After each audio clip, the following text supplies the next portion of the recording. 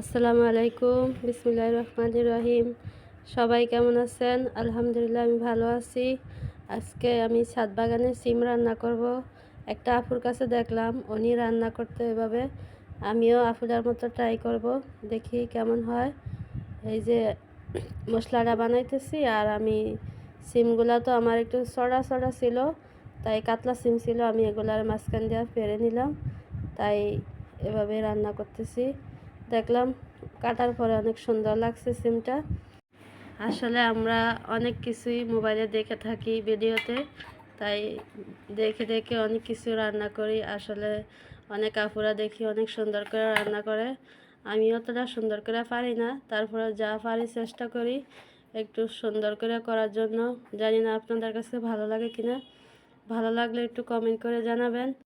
সিম আর আলুটা ভালো করে কষে গেলে তারপর আমি পানি দিয়ে দিলাম, দেওয়ার পর মাছ, টমেটো, কাঁচামরিচ দিয়ে আমি এটাকে একটু জাল করে নিব।